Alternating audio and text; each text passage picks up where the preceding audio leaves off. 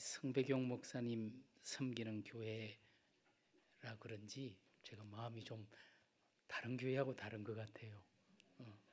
마음이 편하기도 하고 또 참 좋습니다. 이렇게 귀한 분들 뵙게 돼서 감사하고요. 이제 여러분들의 삶 가운데 세상이 줄 수 없는, 그러나 우리 주님만 줄 수 있는 그런 샬롬이 늘 함께 하시기를 바랍니다. 오늘 종교개혁 500주년 기념 강좌로 무슨 말씀을 드려야 할까 생각하다가요, 다시 근본적인 것에 대한 이야기를 좀 나누려고 합니다. 올해를 우리가 종교개혁 500주년이라고 말합니다. 이것은 독일의 마르틴 루터라는 사람이, 이 사람은 로마 가톨릭 교회의 수도사였고 또 사제였습니다. 하지만 자기가 몸담고 있는 로마 교회가 대단히 잘못됐다는 걸 깨닫고 나서 1517년 10월 31일, 지금부터 꼭 500년 전에 가톨릭 교회의 잘못된 것들을 지적하는 95가지의 논제를 적게 됩니다. 그리고 그것을 자기가 살고 있던 비텐베르크의 교회당 문에다가 게시를 했고, 그리고 그날 가톨릭의 추기경 알브레이트라는 사람에게 그날 그 95개 조항을 발송을 한 날입니다. 그때부터 교회 개혁의 열망들이 확산되기 시작했습니다. 그래서 우리가 종교개혁을 이야기할 때 루터가 95개 조항을 발표한 그날을 기점으로 삼게 됩니다. 그래서 올해가 꼭 500주년, 500년이 되었습니다. 하지만 교회 개혁을 위한 열망이나 이런 것들이 500년 전에 루터에 의해서 처음 시작된 것은 당연히 아니겠죠.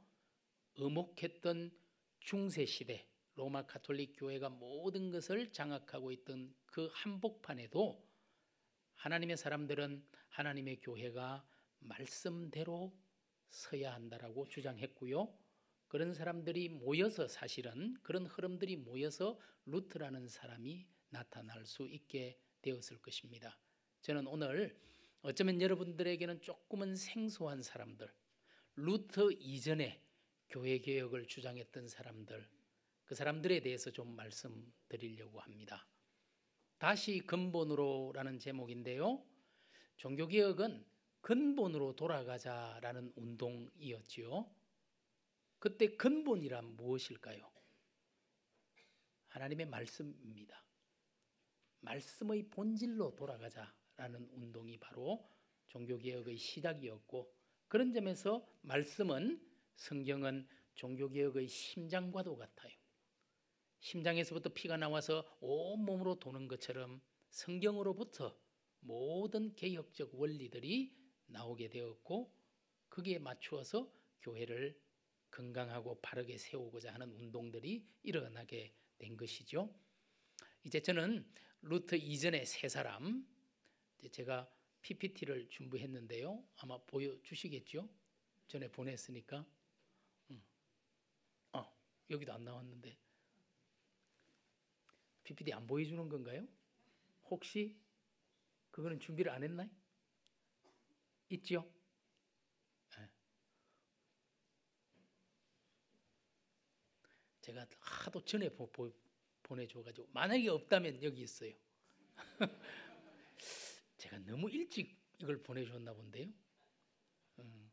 오늘 보세요. 혹시나 싶어서 가져왔는데 이걸 쓸 일은 별로 없는데 하나가 있거든요. 네.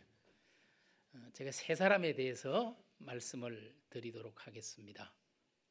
첫 번째 인물은 프랑스 사람이고요, 리옹이라는 도시에서 태어나서 활동했던 피에르 발도라는, 여러분들이 가지고 있는 이 책자에 그 세 사람에 대해서 제가 소개한 글이 있는데요, 그 글들은 나중에 오늘 강의를 듣고 집에 가셔서 한 번 더 읽어보시면은 오늘 강의 내용을 정리해서 적어 놓은 거니까요, 여러분들에게 도움이 될 겁니다. 두 번째는 영국, 그 중에서도 이제 영국이라 그랬을 때는 4개 나라가 지금 합쳐져서 영국, 유나이티드 킹덤이 됐죠. 잉글랜드, 스코틀랜드, 웨일즈, 아일랜드라는 나라들이 합쳐서 이제 영국이라고 부르는데요. 그 중에서도 런던을 중심으로 하는 잉글랜드의 종교개혁자 존 위클리프라는 사람입니다. 세 번째는 체코 프라하에서 활동했던 후스라는 사람에 대해서 이 세 사람이 어떤 공통점이 있다고 생각해요. 종교개혁을 이끌어내는 가장 중심적인 역할을 했고, 이들이 루트에게로 모여서 루트의 종교개혁이 일어났다. 그래서 먼저 이제 발도라는 사람, 우리 부교육자들이 굉장히 빠르네요. 휙 벌써, 저는 한참 하고 있으면 될 줄 알았더니 벌써 됐어요. 피에르 발도라는 사람인데요. 여러분, 루트는 1483년생입니다. 그런데 발도는 보면은 1140년경에 태어났으니까 루트보다도 무려 340년 전에 태어나서 활동했던 선배이죠. 지금 여러분이 보는 이 사진은요, 보름스라는 독일의 도시에 가면은 루트의 종교개혁을 기념하기 위해서 종교개혁과 관련된 수많은 인물들의 동상을 세워두었습니다.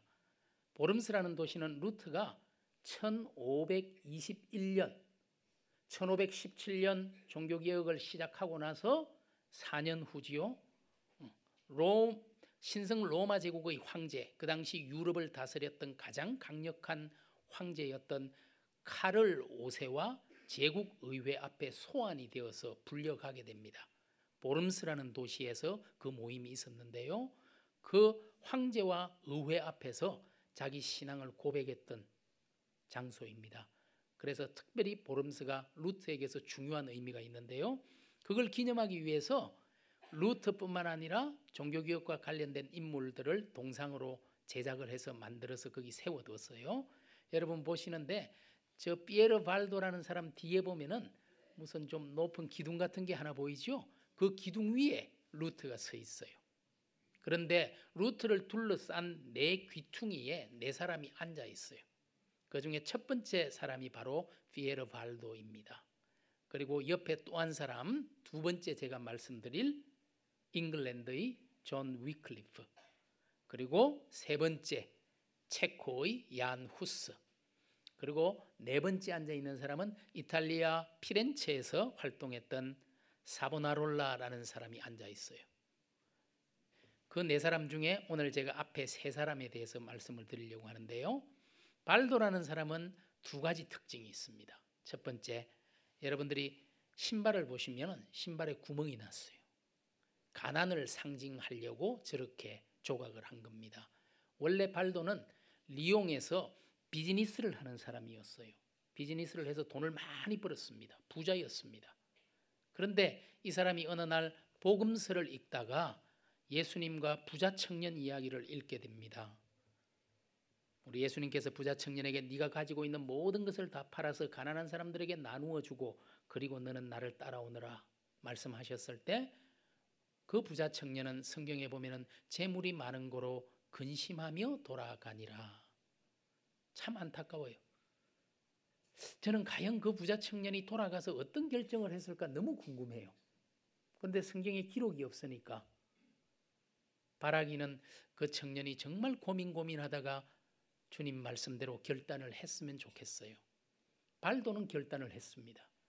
정말 자기가 가지고 있는 모든 것을 팔아서 가난한 사람들에게 나누어 주고 빈몸으로 예수를 따르기 시작했어요.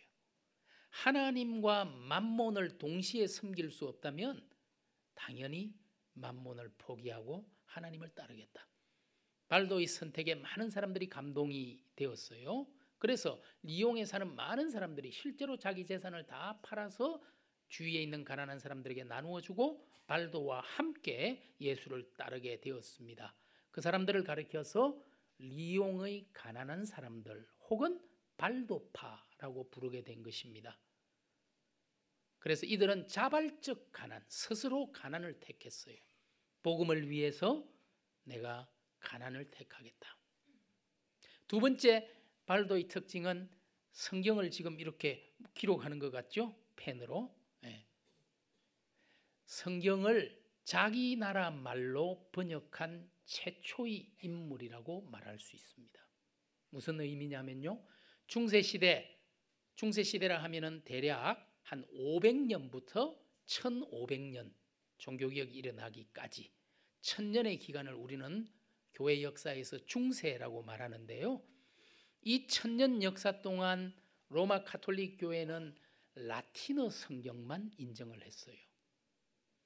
하나님의 말씀이 거룩한 말씀이니 거룩한 언어인 라틴어로만 기록이 되어야 된다. 조잡한 독일어니 프랑스어니 한국어니 중국어니 이런 것은 거룩한 말씀을 담기에 부적절하다. 그래서 유일하게 라틴어 성경만 통용이 되었습니다. 하지만 평범한 사람들은 라틴어를 이해하지 못했어요. 라틴어는 그냥 학자들의 언어였고 사제들만 배우는 그들만의 언어일 뿐이었어요. 그러나 발도는 이것은 안 된다고 생각했습니다. 우리가 정말 하나님의 뜻대로 살려면 하나님의 말씀이 뭐라고 하는지를 이해를 해야 되는데 이해할 수 없는 말로 쓰여져 있으니까, 그래서 발도는 자기 말로, 프랑스 말로 라틴어 성경을 번역하기 시작합니다. 여러분, 종교개혁은 근본으로 돌아가는 운동이고 그 근본은 바로 성경 말씀이에요. 말씀으로 돌아가는, 본질로 돌아가는 운동. 성경을 번역하는 것은 가장 중요한 일이었습니다. 모든 사람들이 하나님의 뜻이 무엇인지 읽고 알고 살아갈 수 있도록 하는 것이 바로 자국어 성경 번역이었어요. 그것을 처음 한 사람이 바로 피에르 발도라는 사람입니다. 여러분, 종교개혁자들의 특징, 공통점이 있어요. 모든 종교개혁자는 성경을 자기 말로 번역했습니다. 제가 지금 말씀드린 발도가 그렇고요, 그 다음에 또 말씀드릴 위클리프라는 사람도 성경을 영어로 번역했어요. 체코의 개혁자 후스도 체코말로 번역했어요. 루터라는 독일의 종교개혁자도 독일말로 성경을 번역했어요. 쭈리히, 스위스 쭈리히의 종교개혁자 스빙글리라는 사람도, 쭈리히는 500년 전이나 지금이나 독일어를 사용하는 도시입니다. 여러분, 스위스는 공식 언어가 4가지거든요. 쭈리히는 독일어 도시예요. 그래서 쭈리히 독일어 성경을 스빙글리가 번역했어요.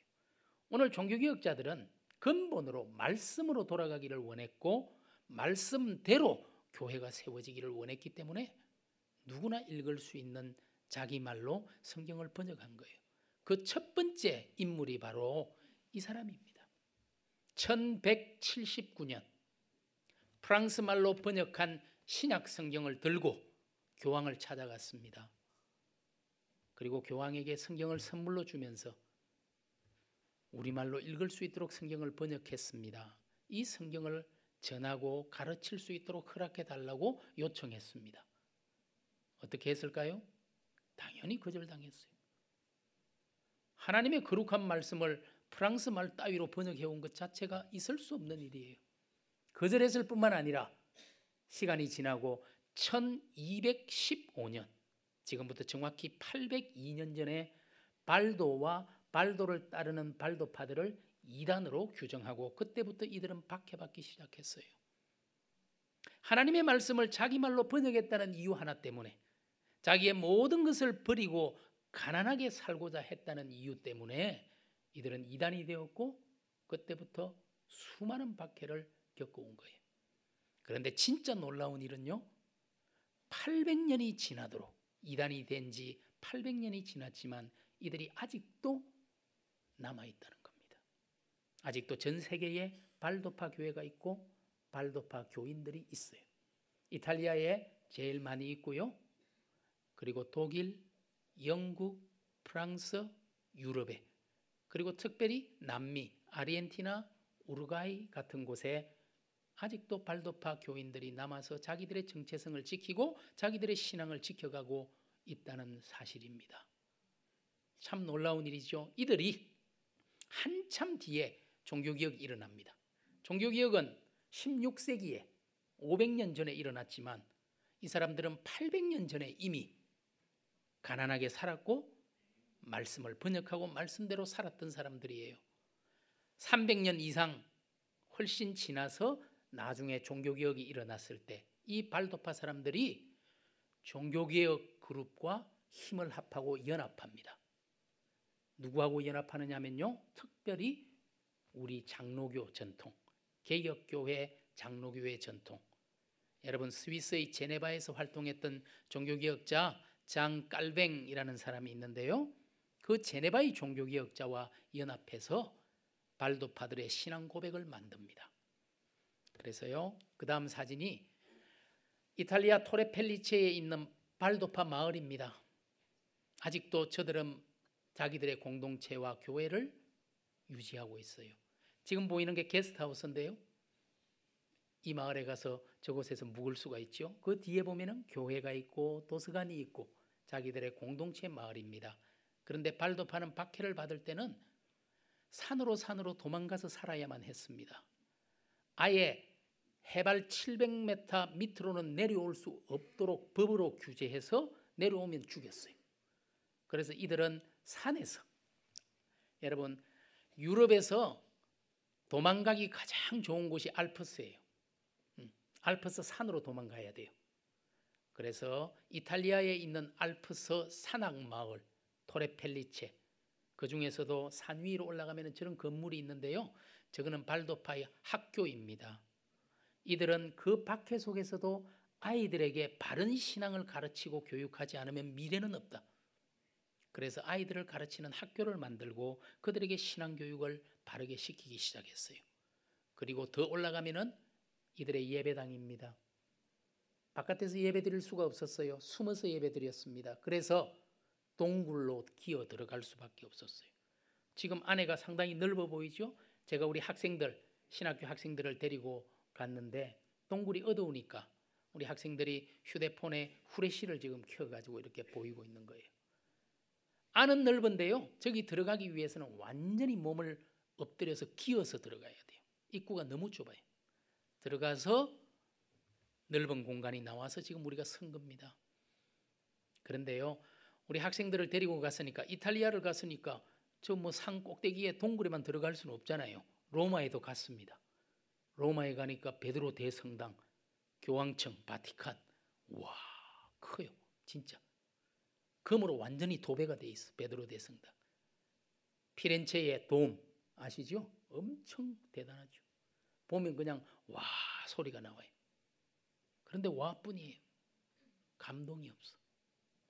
그런데 우리 학생들이 이 동굴에 딱 들어가면 와 소리는 안 해요. 숙연해져. 그리고 여기서 우리가 찬송을 불렀어요. 620장 이 믿음 더욱 굳세라. 거기에 보면은 가사가, 이런 가사가 후렴에 나와요. 어두운 밤에도 주의 밝은 빛 인도하여 주신다. 그런데 얼마나 어두운 동굴인데요, 위를 보면요, 이 바위와 바위가 만나면서 조그마한 틈이 있어요. 그 틈 사이로 햇빛이 쫙 비쳐 들어와요. 그런데 우리가 부르는 찬송가 가사하고 얼마나 어울리든지, 어두운 밤에도 주의 밝은 빛 인도하여 주신다. 학생들이 다 여기서 눈물을 흘려요. 로마나 피렌체가 아니고 이 동굴 속에서. 그리고 자기 스스로에게 질문하는 거예요. 내가 얼마나 넓은 길, 꽃밭길, 쉬운 길, 편한 길로 걸어왔는지, 도대체 이들은 무엇을 위해서 이런 길을 걸었는지, 왜 주님이 좁은 길로 걸어오라, 자기 십자가를 지고 나를 따르라 말씀하셨는지, 그걸 다시 자기에게 질문하는 곳이 바로 이 장소예요. 이들은 이 박해 속에서도 신앙을 지켰어요. 이것이 바로 종교개혁이 일어났을 때 종교개혁자들과 함께 모여서 이 자리에서 1532년 이곳에서 자기들의 신앙고백, 샹포랑 신앙고백이라는 것을 만들어서 발표했습니다. 여러분, 그리고 그때 이제 종교개혁이 막 일어나니까 프랑스어로 성경을 번역하기 시작했어요. 올리베땅이라는 사람이 프랑스말 성경을 번역하기 시작했어요. 하지만 발도파는 이미 12세기에 프랑스말로 성경을 번역한 사람들이에요. 그리고 쫓기는 이단자들입니다. 그런데도 이 가난한 연약한 사람들이 헌금을 모아가지고 그 프랑스 성경 출판에 헌금을 보냅니다. 이들에게는 말씀이 전부였어요. 하나님의 말씀대로 살아야 한다. 이게 이들의 고백이었어요. 여러분, 이들의 신앙 고백, 샹포랑 신앙 고백이라는 게 뭡니까? 저기 보시면은 성경이 펼쳐져 있죠? 그게 무슨 글자가 쓰여져 있습니다. 성경에 충실하라. 이들은 말씀에 충실할 것을 요청했습니다. 그리고 그 말씀의 빛이 촛대가 되어서 온 세상으로 비치는 빛이 되기를. 발도파는 이 어두운 세상에 말씀의 빛으로 살기를 소망했던 사람들이죠. 여러분, 우리 교단도 교단 문장이 있잖아요. 아시죠? 통합척 교회마다 붙이는 거죠. 발도파도 자기들의 문장이 있어요. 바로 이겁니다. 하나님의 말씀의 빛이 온 세상으로 비치게 하소서. 그리고 바깥에 글자가 있죠. Lux lucet in tenebris. 빛이 어둠 가운데 비칩니다. 요한복음 1장 5절의 말씀입니다. 빛이 어둠 가운데 왔지만 어둠이 이를 깨닫지 못했습니다. 우리 주님이 어두운 이 세상 가운데 오셨지만 세상은 빛이신 주님을 전혀 깨닫지 못했어요. 발도파는 어두운 세상 가운데 말씀의 빛으로 살아가기를 원했습니다. 그것 때문에 이들이 받은 박해는 참 크고도 모진 것이었어요. 위제 알라드라는 사람이 그린 성서의 무게라는 제목을 가진 작품인데요. 종교개혁 정신, 오직 성경으로 그 종교개혁의 정신을 잘 표현해주고 있는 그림이라고 생각합니다. 여러분들 보시면 무게를 재고 있잖아요. 저울이 있는데 한쪽에 얼마나 무거운 게 뭐가 올라갔는지 땅에 딱 붙어버렸어요. 뭐가 있습니까? 성경, 책이 한 권 딱 올라가 있죠. 그리고 그 뒤쪽으로 수수한 옷을 입은 종교개혁자들이 서 있습니다. 오늘 종교개혁자들은 오직 성경 하나만 붙들었던 거예요. 그 반대편 저울 그쪽으로 보면은 교황이 또 앉아서 모자를 쓰고 있고 화려한 옷을 입은 가톨릭 사람들이 서 있고 앉아 있는 걸 볼 수 있죠. 그쪽 저울에는 뭐가 올라가 있어요? 여러분 보이시는지 모르겠지만 열쇠가 올라가 있는 게 보이십니까? 우리 찬양대 잘 보일 것 같은데 열쇠 있죠? 그 열쇠는 로마 가톨릭의 권력을 상징하는 것입니다. 우리 주님께서 마태복음 16장에서 제자들에게 너희는 나를 누구라 하느냐? 그때 베드로가 주는 그리스도시요 살아계신 하나님의 아들입니다. 정답을 말한 거예요. 그래서 예수님이 기뻐가지고 네가 복이 있다. 그리고 네가 땅에서 무엇이든지 매면 하늘에서도 매일 것이요 풀면 하늘에서도 풀리리라. 소위 매고 푸는 권세를 주셨다. 매고 푼다는 것은 잠그고 열 수 있는 열쇠의 권세다. 그런데 베드로의 후계자들인 로마 교황에게 그 매고 푸는 권세, 열쇠의 권세가 쭉 계승이 되어서 지금 로마 교황이 천국 문을 열기도 하고 닫을 수도 있다는 거예요. 그래서 지금도 여러분 바티칸에 가보세요. 로마에 교황이 있는 그곳에 두 개의 열쇠가 딱 교차되어 있습니다. 그리고 그 옆에 보면은 왕관 같은 게 보이시나요? 잘 보시면은 1단, 2단, 3단으로 되어 있을 거예요. 그걸 티아라, 삼중관, 티아라라고 부르는데요. 원래 로마 교황이 수수한 1단으로 된 관을 썼어요. 그런데 황제들이 보니까 기가 막힌 거예요. 아니 자기가 뭔데 나하고 똑같은 왕관을 쓰고 다니냐 말이야. 그래서 황제가 기분이 너무 안 좋아가지고 왕관을 2단으로 올리고 나왔어요. 그러니 교황이 그걸 보더니 며칠 뒤에 3단으로 된 걸 쓰고 올라. 나는 하나님이 임명한 왕인데 내가 더 높지 황제보다. 황제와 권력을 다투던 시대가 바로 중세시대였어요. 저거는 교황 권력의 상징이에요. 두 개의 열쇠와 삼중관, 티아라. 모든 교황의 권력이 거기 올라갔어요. 그래도 안 되니까 수도사가 올라가 있어요. 저울 위에. 그래도 안 되니까 마귀가 밑으로 잡아 당기고 있어요. 그럼에도 불구하고 이쪽에 있는 책이 땅바닥에 붙어가지고 도저히 올라오지가 않아요. 하나님의 말씀의 무게는 어떤 인간의 권력과도 비교될 수 없는 거예요. 그 말씀 위에 교회가 서 있는 거예요. 진정한 교회는 하나님의 말씀의 근본으로 돌아가야 한다는 것을 보여주고 있는 것입니다. 메랭돌이라는 곳이에요. 이분들이 아멘을 잘하는 게 아까 목사님이 부탁을 하니까 엄청 잘하는 것 같아요. 원래 이렇지는 않을 것 같은데. 메랭돌은 이탈리아의 알프스에 토레 펠리체가 있다면 프랑스 쪽 알프스, 프랑스 제일 남쪽의 알프스 산에 있는 마을이 바로 메랭돌입니다. 메랭돌 제일 위에 산성이 허물어져 있지요. 이 허물어진 산성, 제가 여기까지 올라갔었어요. 밑으로 보면은 이건 그냥 이리 찍으면 좀 멋있나 싶어서 찍어본 거고요. 메랭돌 마을이 보이죠? 발도파 공동체가 아직도 저곳에 있어요. 그런데 산성 위에 올라가면 이런 큰 게시판이 하나 붙어 있어요. 프랑스 말로 되어 있는데 1545년 4월 18일 메랭돌 마을이 로마 카톨릭과 왕의 군대에 의해서 불타고 파괴되었다. 그리고 그 밑에 보시면 이탈리아, 프랑스, 독일에서 온 발도의 후손들이 1978년 이곳에 발도파 기념비를 여기에 세운다. 여러분, 1978년에 유럽에 흩어져 있던 발도의 후손들이, 발도파 교인들이 1545년 4월 18일에 있었던 그 엄청난 학살을 기억하고자 이곳에 이걸 세운 거예요. 여러분, 이날 로마 카톨릭 군대에 의해서 바로 이 자리에서 2,000명의 발도파 신자들이 다 학살을 당하고 죽었습니다. 그리고 그 일주일 사이에 주위에 있는 마을들까지 5,000명의 발도파 신자들이 일주일 사이에 다 죽었어요.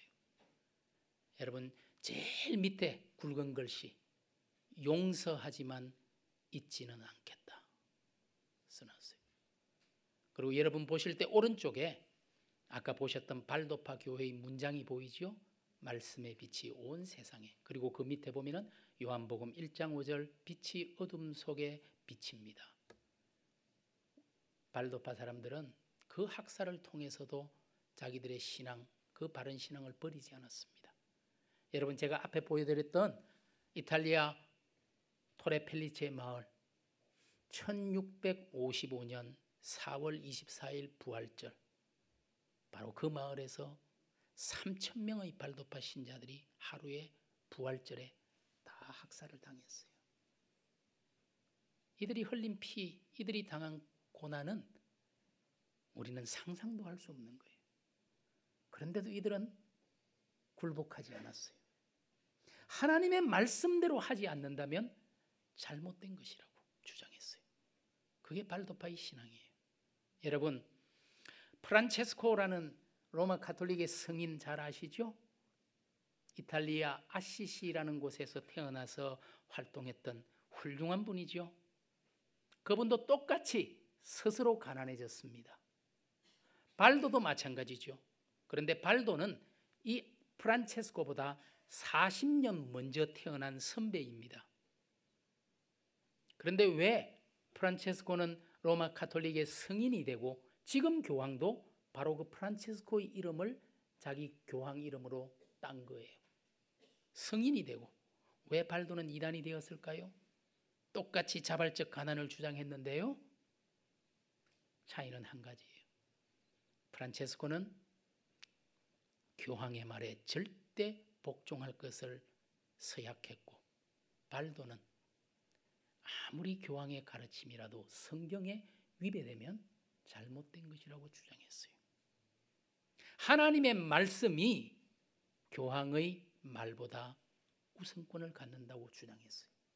그게 두 사람을 갈라놓은 거예요. 모르겠어요. 발도도 교황에게 절대 순종하겠다고 약속했으면 이렇게 모진 일은 당하지 않았을 거예요. 하지만 이들은 말씀을 택했습니다. 말씀대로 살아야 한다고. 잘못되고 있는 것은 잘못되었다고 말할 수 있는 용기를 가진 사람들이 바로 발도파 사람들이었습니다. 이 발도의 이런 신앙이 잉글랜드로, 영국 잉글랜드의 존 위클리프에게로 연결이 되죠. 루트보다도 훨씬 먼저. 자, 이 사람은 옥스포드, 여러분 옥스포드 대학을 아실 겁니다. 옥스포드 대학의 총장, 그 당시 학장을 지냈던 사람이에요. 신학자입니다. 그리고 로마 카톨릭의 사제였습니다. 이 사람은 신학자였을 뿐만 아니라 잉글랜드에 가시면 루트워스라는 작은 마을이 있는데 그 마을에서 목회했던 목회자이기도 했습니다. 여러분, 지금도 루트워스에 가면은 이 교회가 바로 위클리프가 목회했던 교회입니다. 마지막 목회지예요. 이곳에서 위클리프는 성경을 영어로 번역했습니다. 위클리프가 죽기 2년 전 1382년 위클리프 영어 성경이 출판이 됩니다. 여러분, 지금도 성경을 가지고 있지 못한 미전도 종족들의 언어로 성경을 번역해서 보급하고 배포하는 사역을 하는 선교회를 우리는 위클리프 성경 번역 선교회라고 부릅니다. 왜냐하면 위클리프의 그 성경 번역 정신을 계승하기 위한 선교회예요. 모든 족속에게 그들의 말로 성경을 읽게 하자라는 그런 정신으로 활동하는 국제적인 선교단체가 바로 위클리프의 이름을 따라서 이름 지어진 겁니다. 이곳에 가면은 위클리프가 하나님의 말씀대로 어떻게 하기를 원했는지, 위클리프는 분명 로마 카톨릭의 사제였습니다. 그러나 교회라는 책을 썼어요.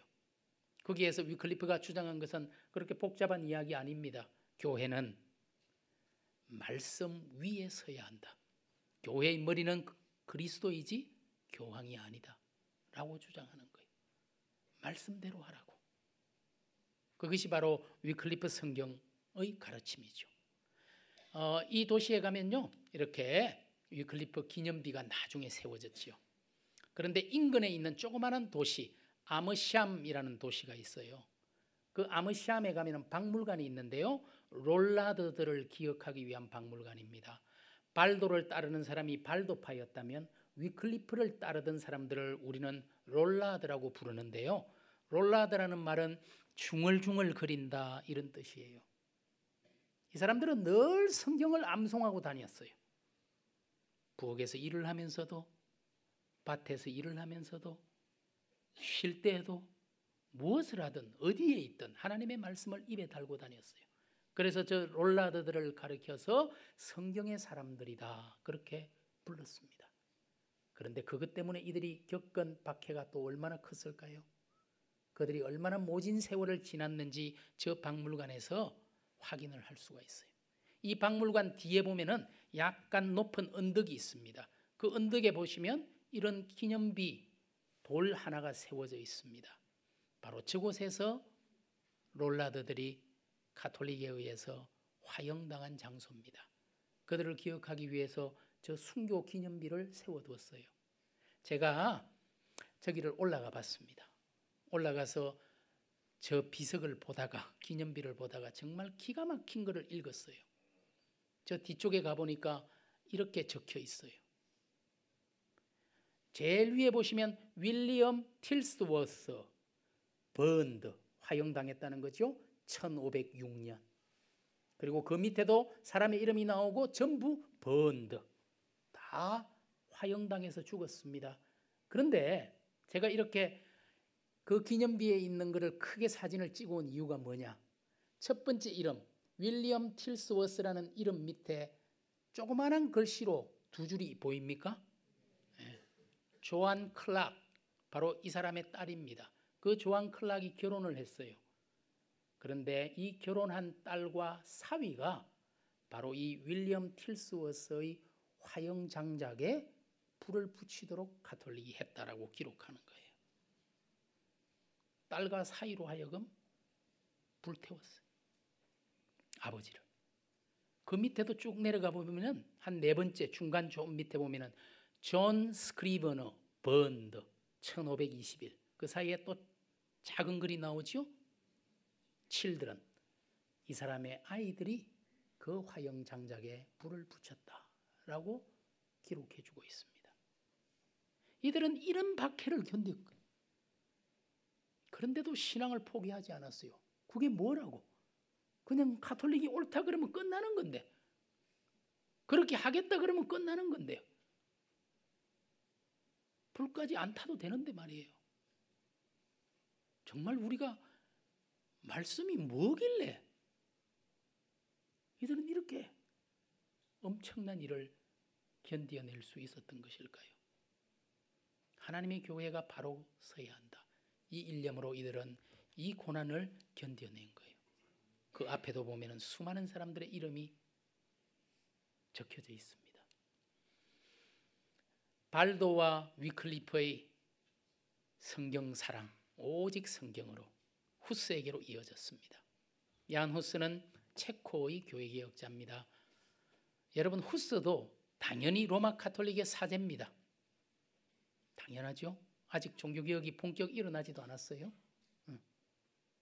그리고 이 사람도 신학자였습니다.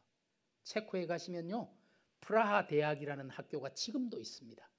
바로 그 프라하 대학의 학장이었어요. 신학자였고 또 프라하에 있는 베들레헴 채플의 설교자요 목회자였습니다.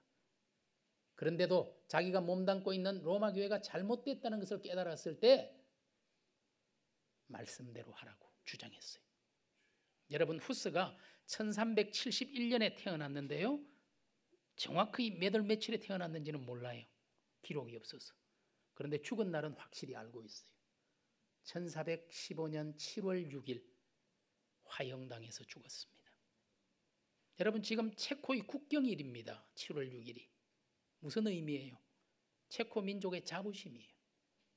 진리를 위해서 거짓과 위선에 끝까지 맞서서 자기 생명까지도 아끼지 않았던 후스야말로 체코 민족의 자부심이에요. 그래서 지금 후스가 화형당한 그날을 국경일로 지키고 있는 거예요. 이 사람은 프라하에서 활동했습니다. 프라하죠? 이건 그냥 혹시 못 가본들 이거라도 좀 보라고, 제가 사진이 괜찮은 것 같아서 제가 좀, 프라하의 까를교입니다. 세계에서 가장 아름답다, 그런 이제 이름이 있는 까를교인데요. 여러분, 프라하 구시가지 한복판에 후스의 상이 서 있습니다. 근데 제가 이 후스를 찍을 때 마침 새가 후스 머리 꼭대기에 앉아가지고 자기가 주인공 같이 지금 제일 위에, 잘 안 보이시죠? 보여요? 예. 저는 잘 안 보이는데 잘 보이시나 보다.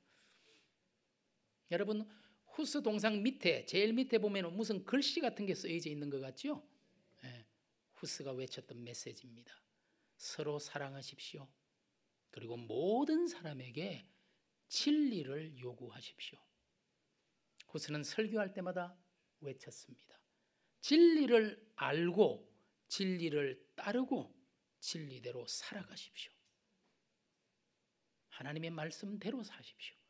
후스는 교황에게도 진리대로 하라고, 말씀대로 하라고 가르치고 주장했습니다.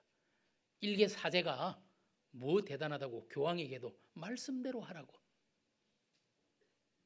그리스도가 교회의 머리고 말씀이 교회의 기초라고 그렇게 주장한 사람이 바로 후스입니다.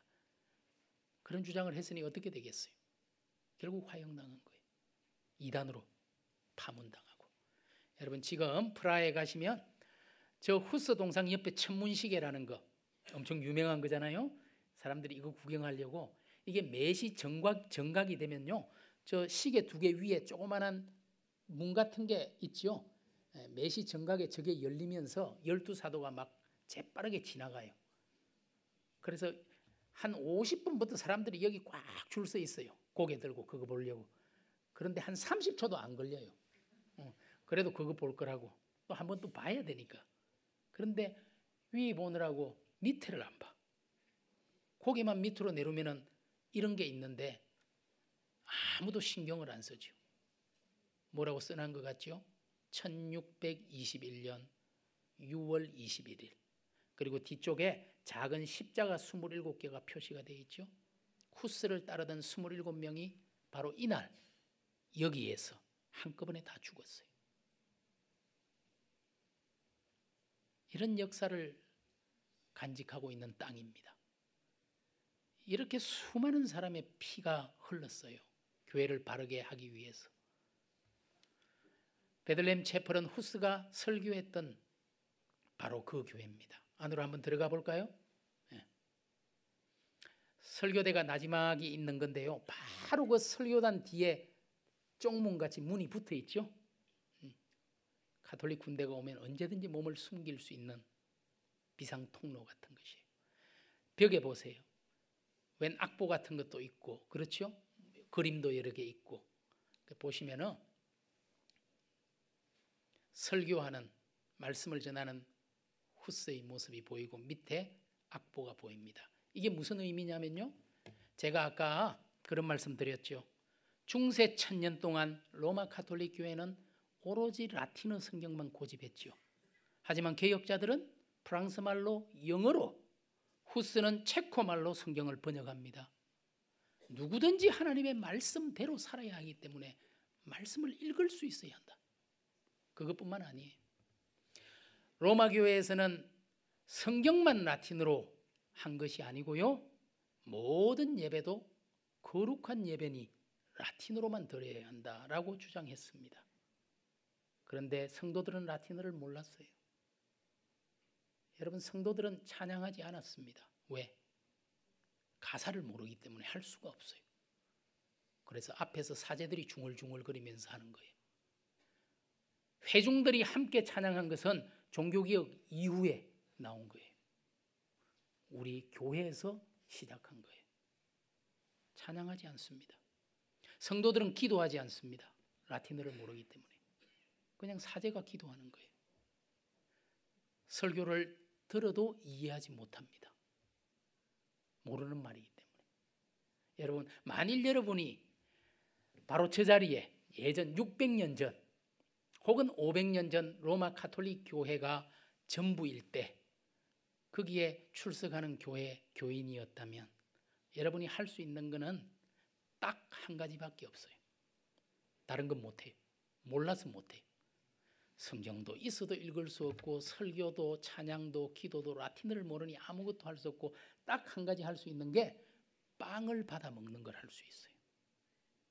그때에도 성만찬이 있었죠. 미사에서도 그게 핵심이거든요. 사제가 이제 빵과 포도주를 들고 기도합니다. 그때 사제가 기도하는 그 순간 이 빵은 예수의 몸으로, 포도주는 예수의 보혈로, 피로 변화가 일어난다고 가톨릭은 가르쳤어요. 그걸 화채설이라고 부르는데요. 기도하고 나면은 더 이상 이거는 빵이 아니에요. 더 이상 포도주가 아닙니다. 예수의 몸과 피입니다. 그러니 얼마나 두렵고 떨리는 거예요. 그래서 성도들이 나오는데요. 지금 8시 반인가 8시인가 뭐 더 해도 된다 이런 말이죠. 성도들이 나오면은 그 거룩한 예수의 몸을 성도들의 손에 주지 않습니다. 죄인의 손에 닿는 순간 이 거룩한 몸이 오염되기 때문에. 그래서 어떻게 하면 되느냐? 여러분들은 그냥 아 하면 돼요. 아 하면 바로 넣어줘요. 오염 안 되게 바로 입으로 들어가도록. 그래서 여러분들이 그 시대에 살았다면 아 한 번만 해주면 돼요. 교회 오면은. 포도주는 안 줬어요. 왜냐하면 포도주는 주다가 흐를 수가 있어요. 그러면 굉장히 복잡한 일이 벌어져요. 예수의 보혈이 흐른 거예요. 중세시대 논쟁 가운데 기도하고 나서 흘렀다면 그걸 교회에 있는 쥐가 먹으면 그 쥐는 성쥐, 예수의 보혈로 거룩한 쥐예요. 차라리 그 쥐를 지키기 위해서라면 나 같은 죄인은 죽는 게 나아요. 그래서 포도주는 사제들만 먹었어요. 그런데 후스가 한 일이 뭐냐? 이 베들레헴 채플에서 저 밑에 있는 악보가 체코 말로 찬송을 만들어서 성도들하고 같이 불러버렸어요. 설교를 체코 말로 했어요. 다 알아듣도록. 그리고 함께 찬양하고 성찬식을 할 때 포도주까지 줘버렸어요. 난리가 날 일입니다. 그리고 성경도 체코말로 번역해버리고, 이거는 뭐 죽어도 보통 죽어야 되는 일이 아니에요. 1413년 결국 이단으로 파문을 당합니다. 그때부터 후스도 쫓길 수밖에 없었어요. 프라하를 떠나서 체코의 남쪽으로 피신해서 내려가기 시작합니다. 그러나 1414년 로마 가톨릭 교회가 자기들 전체 회의를 하면서 후스를 소환합니다. 네가 말하는 것이 그렇게 당당하고 자신이 있고 옳은 거라면 우리 앞에 와서 이야기해라. 목숨은 살려줄 테니 걱정 말고 오라. 부릅니다. 그래서 후스가 고민하다가 결국은 갑니다. 콘스탄츠라는 도시, 독일의 제일 남쪽에 있는 도시에서 가톨릭 전체 회의가 열렸어요. 그곳까지 내려갑니다. 내려갔지만 결국 죽었어요. 화형당하고 말았습니다. 그렇게 1415년에 후스는 화형 장작더미 위에 올라설 수밖에 없었어요.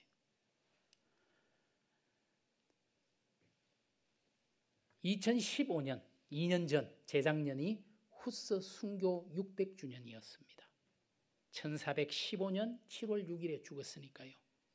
그래서 2년 전 7월 6일 바로 후스가 설교했던 저 베들레헴 채플에서 후스 순교 600주년 예배를 드렸어요. 그때 저 종을 만들었습니다. 여러분 종 제일 밑에 보시면 1415, 2015라고 적혀 있는, 조각되어 있는 게 보이시죠? 우리가 후스의 정신을 다시 생각해야 한다. 그래서 순교 600주년에 예배하면서 저 종을 걸었고, 지금도 베들레헴 채플에 가시면 저 종이 걸려 있습니다. 프라하 대학입니다. 지금의 모습인데요. 600년 전 후스가 바로 저곳에서 신학을 가르치면서 자기도 로마 가톨릭에 속해 있지만 가톨릭 교회가 얼마나 잘못되고 있는지 진리대로 살아라고, 진리를 따르라고 외쳤던 것이죠. 여기가 바로 콘스탄츠입니다. 독일 제일 남쪽에. 지금 보이는 저 건물이 바로 1414년부터 무려 4년 동안 1418년까지 로마 가톨릭 전체 회의를 했던 바로 그 장소입니다. 지금도 그대로 남아 있어요. 바로 저곳에서 후스가 신문을 받고 화형을 당했던 거예요. 이건 뭐냐면요, 그냥 더 해도 되니까 말씀드릴게요.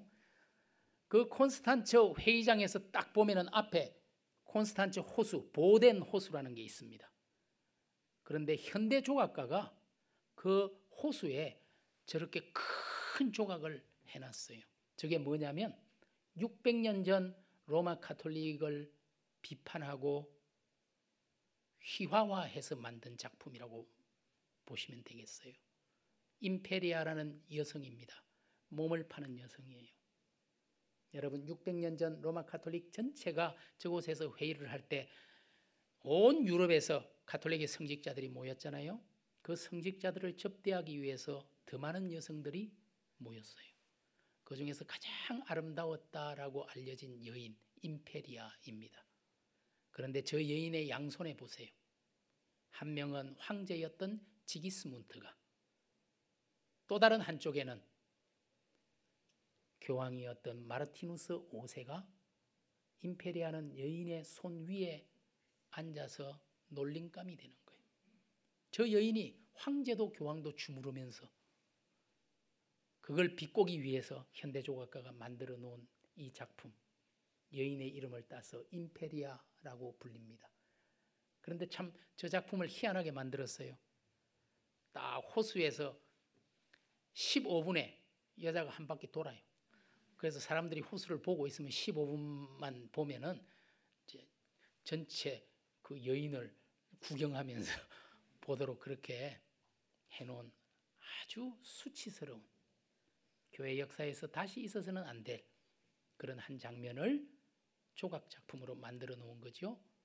후스가 1414년 소환을 받고 그 자리에 섰을 때 정말 말도 안 되는 재판이 벌어졌고 바로 감옥에 갇히게 됩니다.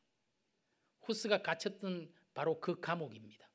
그래서 후스의 그림을 그려놨어요. 감옥에 있는 후스의 모습이죠. 지금은 이게 호텔이 됐어요. 아주 고급 호텔인데요. 여러분, 이 호텔에서 제일 비싼 방이 바로 저 방이에요. 사람들이 저 방에 자고 싶어요. 그러면 혹시라도 뭐 후스의 영이 나에게 올까 해서 그런지는 모르겠지만, 그리고 결국은 감옥에 갇혔다가 바로 이 자리에서 콘스탄츠에 가면은 후스가 화형당했던 자리에 후스를 기념하는 큰 돌이 놓여져 있습니다. 요한에서 후스 1415년 7월 6일 이 자리에서 후스는 결국 화형을 당했어요. 뒷면에 보면요, 또 다른 이름이 있어요. 후스의 가장 절친했던 동료 예로님이라는 사람, 예로님, 프라하에서 온 예로님, 이 사람이 후스가 죽고 나서 10개월 뒤에 똑같은 장소에서 성경대로 살자고 주장하다가 화형을 당해서 죽었어요. 지금 콘스탄츠에는 후스를 기억하기 위한 조그마한 박물관이 있습니다. 여러분, 후스는 죽었지만 후스의 정신은 사라지지 않았습니다. 발도와 위클리프와 후스를 통해서 내려온 그 후스의 정신, 여러분 저기에 보면 프라하라는 도시, 보헤미아라는 지역이 보이죠? 지금의 체코입니다. 그 후스의 사상이 저렇게 확산이 돼가는 거예요. 여러분 보실 때 왼쪽에 삭소니라는 곳으로도 화살표가 하나 흘러가고 있죠. 바로 저곳이 루트가 태어나고 종교개혁을 했던 작센 지역입니다. 후스의 정신을 가지고 루트는 시작한 거예요. 여러분, 루트가요, 종교개혁을 일으키고 나서 1517년 가톨릭을 비판하는 95개 조항을 붙이고 로마 가톨릭 신학자들과 논쟁을 하게 됩니다. 1519년 라이프치히라는 도시에서 가톨릭 신학자 요하네스 에크라는 사람과 논쟁을 해요. 그때 루트가 고백하는 말이 있습니다. 후스가 옳았습니다. 우리 모두는 후스를 따라야 합니다. 그 말을 함으로써 루트도 이단자가 됐어요. 이단자를 옳다고 말했기 때문에 너도 이단이다. 결국 루트도 1521년 교황으로부터 파문당하고 황제 앞에 불려가게 됩니다. 보름스라는 그 도시, 제가 아까 보여드렸던 그 보름스에 불려가게 돼요. 하지만 루트는 그 앞에서, 황제 앞에서도 당당하게 마지막 자기 고백을 하게 됩니다. 내 양심은 하나님 말씀에 사로잡혀 있습니다. 하나님 말씀과 양심을 따르지 않고 거기에 반대되게 나는 말하거나 행동할 수는 없습니다. 하나님, 내가 여기에 섰습니다. 나를 도와주옵소서. 그게 루트의 고백이었어요. 그 고백 때문에 루트는 이제는 교황으로부터도 버림받았고 황제로부터도 버림받는 신세가 되는 거예요. 그 루트의 실존적 고백, 후스로부터 배운 거예요. 오늘 이런 사람들을 통해서 종교개혁이 일어났습니다. 여러분, 후스가 죽을 때 실제로 이런 말을 했다 그래요. 나는 오늘 거위구이가 되지만 100년 후에 백조가 부활할 것이다. 후스라는 이름의 뜻이 거위라는 뜻입니다. 실제로 후스는 거위구이가 됐어요. 불에. 그런데 후스가 죽고 정확히 102년 뒤 1415년 1517년 루트가 95개 조항을 내걸고 이대로는 안 된다고, 교회가 말씀대로 가야 한다고 주장하고 일어난 것이, 그게 종교개혁이에요. 요한복음 17장의 말씀으로 이제 마무리를 하겠습니다. 요한복음 17장은 우리 예수님께서 십자가를 지기 바로 직전에 이제 십자가를 져야 하는 그 시간, 제자들을 위해서 기도하고 당부했던 마지막 대제사장의 중보 기도입니다. 이거는 그 당시에 제자들을 위한 기도일 뿐만 아니고 저와 여러분을 위한 기도이기도 하죠. 주님이 제자들을 위해서, 우리를 위해서 이렇게 기도하셨지요. 그들을 진리로 거룩하게 하옵소서. 아버지의 말씀은 진리니이다. 오늘 저와 여러분이 어떻게 하면 정말 성도라는 그 이름에 걸맞는 거룩한 무리라는 뜻이잖아요. 정말 거룩한 무리, 성도가 될 수 있을까요? 진리로 거룩하게 하옵소서. 아버지의 말씀은 진리니이다. 오늘 정말 하나님의 말씀이 아니고는 우리는 결코 거룩한 사람 될 수 없습니다. 우리 교단이 작년에도 올해도 거룩한 교회, 또 올해는 거룩한 교회 다시 세상 속으로. 어떻게 하면 우리가 정말 거룩한 교회가 될 수 있나요? 아버지의 말씀은 진리니이다. 오늘 우리가 말씀으로 돌아가야 합니다. 다시 근본으로. 오늘 저와 여러분의 삶 가운데 하나님의 말씀이 얼마나 중요한 위치를 차지하고 있나요? 루트가 고백했던 것처럼 내 양심은 하나님의 말씀에 사로잡혀 있습니다. 이 고백을 우리가 할 수 있어야 하지 않을까요? 주님이 우리를 위해서 계속해서 기도하십니다. 아버지께서 나를 세상에 보내신 것 같이 나도 그들을 세상에 보내었고 또 그들을 위하여 내가 나를 거룩하게 하오니 이는 그들도 진리로 거룩함을 얻게 하려 함이니이다. 이 짧은 17절에서 19절 사이에 진리로 거룩하게 라는 말을 두 번이나 우리에게 하고 있습니다. 오늘 주님은 우리가 정말 하나님의 말씀 진리로 거룩한 성도, 정말 하나님의 기쁨이 되는 거룩한 교회를 만들기를 원하십니다. 우리 은공교회가 하나님의 자랑이 되는 그런 교회를 만들 수 있기를 바랍니다.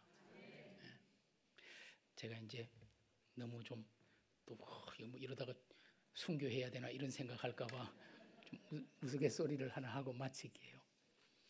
전에 월계수 양복점인가 하는 드라마가 있었는데요. 저도 한두 번 봤는데 거기 차인표하고 라미란 두 사람이 이렇게 부부로 나오는데 하여튼 차인표 씨가 뭐 수상을 하게 됐나 봐요. 수상을 하면서 그런 말을 했대요. 그런데 그 말은 오늘 우리가 이야기한 발도나 후스 같은 사람을 알아야 할 수 있는 말인데 절대로 변하지 않는 세 가지 사실이 있습니다. 이건 변할 수가 없습니다. 그러면서 어둠은 빛을 이길 수 없습니다. 그렇죠. 이거는 발도파의 고백이에요. 두 번째는 거짓은 진리를 이길 수 없습니다. 이건 후스의 고백이에요. 세 번째는 저는 인정을 하는데 남편은 아내를 이길 수 없습니다. 이건 저는 인정을 해요. 이건 변할 수 없다. 근데 모르겠어요. 여기서는 그에 대해서는 인정을 하지 않는 분도 있을지 모르겠는데 적어도 우리가 정말 이 세상의 빛으로 진리를 따라 살고자 하는 그 열망, 우리가 그것만은 잃어버리지 말고 말씀대로 살겠습니다. 내 삶의 중심에 하나님의 말씀을 두고 말씀이 내 발의 등입니다라는 시편의 고백처럼 우리 인생, 남은 인생 동안 이 말씀의 빛을 따라 걸어갈 수 있는 저와 여러분 될 수 있기를 바랍니다. 기도하겠습니다. 하나님 감사합니다.